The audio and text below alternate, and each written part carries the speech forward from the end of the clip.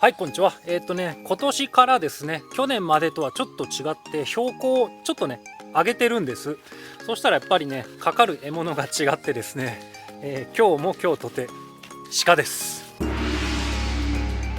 そしてちょっと珍しいかかり方しましたね。ちょうどね、獣道がこっちとこっちで2本分かれてて、両方に罠仕掛けたら、なんと両方踏み上がりました。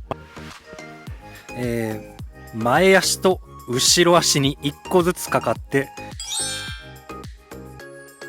まあ身動き取れない分ね、くくるのは楽なので、手足縛っていきたいと思います。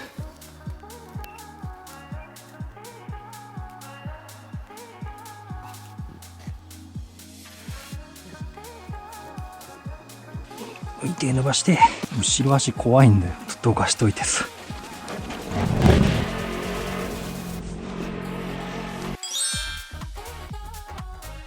ガムテープしましょうか。オスか、オスだな。この間の子より角がない。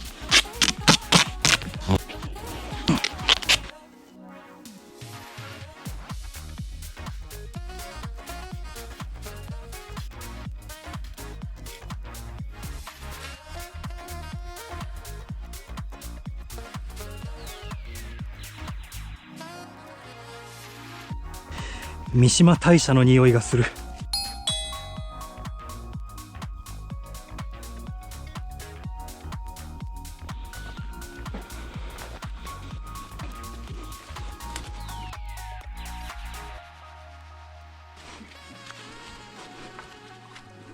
はい、というわけでオスの鹿でしたね。この間の子より角が生えてない。やっぱ標高の高さで変わるのかもしれませんね、角の出来は。鹿全く分かりません。はい、じゃあ持って帰ります。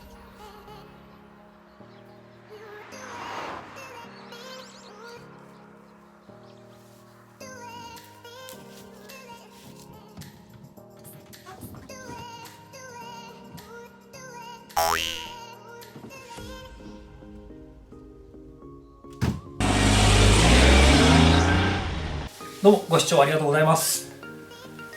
狩猟を中心とした山ライフの映像をこれからも上げていきたいと思いますので、チャンネル登録よろしくお願いします。